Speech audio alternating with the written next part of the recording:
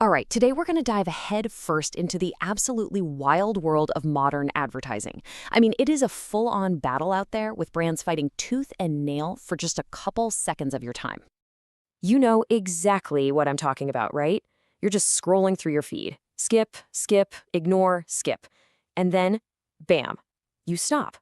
One ad just gets you. It makes you laugh out loud, or maybe it makes you think, or you even want to play along.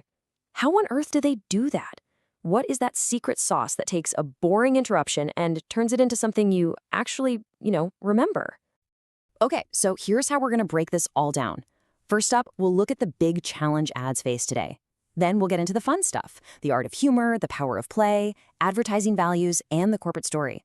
And to wrap it all up, we'll take a peek at what's coming next. So let's get right to it.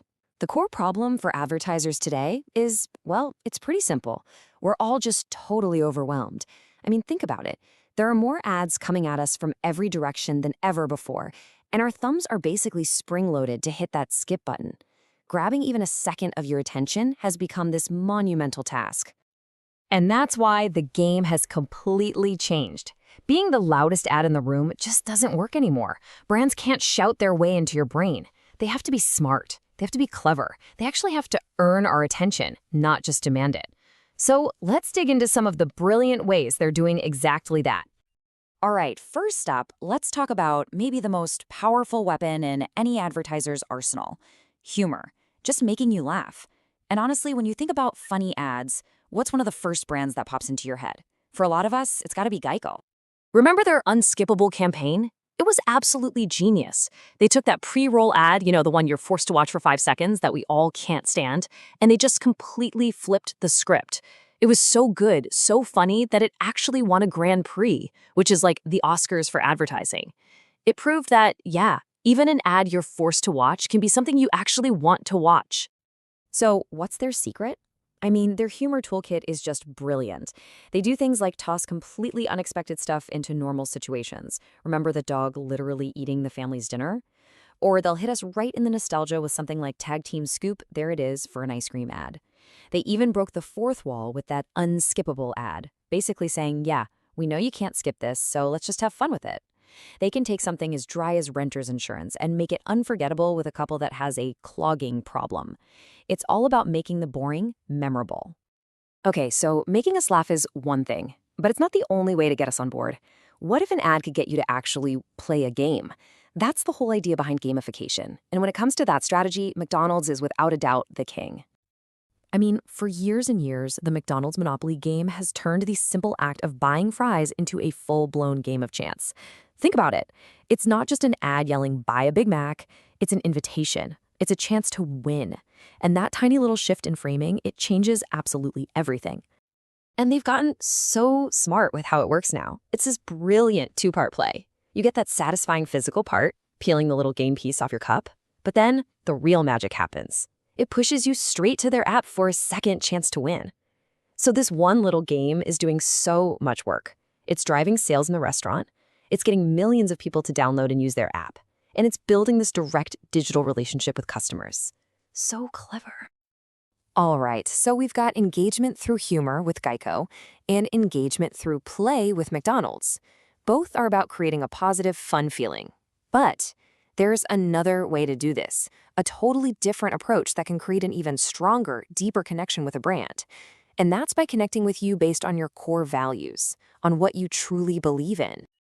And when you talk about value-based advertising, there's really one name that stands above all the rest: Apple. For decades, they've barely talked about processor speeds or gigabytes of RAM. Instead, their marketing has always been about something bigger. It's about what the Apple brand stands for. I mean, look at this. This ad is a masterclass. It's not really trying to sell you a phone. It's selling you a principle. It's selling you privacy. In today's world where it feels like our personal data is for sale everywhere, Apple steps in and says, nope, we're your guardian, we'll protect your information. That simple stance builds a kind of trust and loyalty that just listing a bunch of tech specs could never, ever achieve. So Apple builds trust by aligning with our values. But what if you're not selling to millions of consumers? What if you're a business trying to sell to another business? Well, the strategy shifts. In the corporate or B2B space, the goal isn't always about being the funniest or the most inspiring. A lot of the time, it's about being crystal clear, totally credible, and building trust in a much more direct way. And one of the absolute best tools for that, the good old testimonial video. Why? It's simple, really. It lets your actual, real, happy customers do the selling for you. I mean, it's the ultimate social proof. Hearing authentic, positive feedback from someone who's already used the product, that builds credibility faster than almost anything else. Of course, testimonials are just one piece of the puzzle. There's a whole toolbox for corporate videos. You've got slick, animated explainers that can break down really complicated products or services. You've got product demos that show you exactly what something does. You've even got recruitment videos designed to attract the best talent by showing off the company culture. But you see the common thread, right? In every single one of these, the goal is the same. Deliver clear, valuable info that makes you feel confident and builds that all-important trust. Okay, so we've looked at humor, games, values, and straight-up clarity.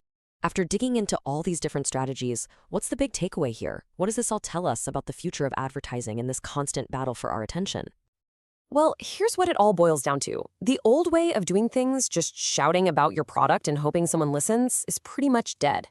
To earn our attention now, brands have to give us something of value first. And that value can come in a lot of different forms, right? It could be a genuine laugh. It could be a fun game. It could be connecting on a shared belief. Or it could just be straightforward, helpful information. Whatever it is, it's not about selling anymore. It's about creating a connection. So let's recap the playbook we've just put together. You've got the humor strategy, like Jaico, creating these unforgettable, funny moments. You've got gamification, where McDonald's turns a purchase into an interactive game. Then there's value alignment, perfected by Apple, where they connect with you on a deep, principled level. And finally, you have clarity and trust, the go-to for corporate brands.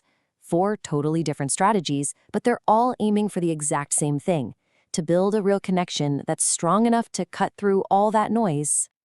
And that really brings us to the final thought I want to leave you with. Now that you know the playbook, you're going to start seeing it everywhere. The game is being played all around you every single day. So the next time you're scrolling and an ad actually stops you, just take a second and ask yourself, what are they doing here? Are they using humor? Are they inviting me to play? Are they tapping into my values? Because I guarantee you, whatever it is absolutely not an accident.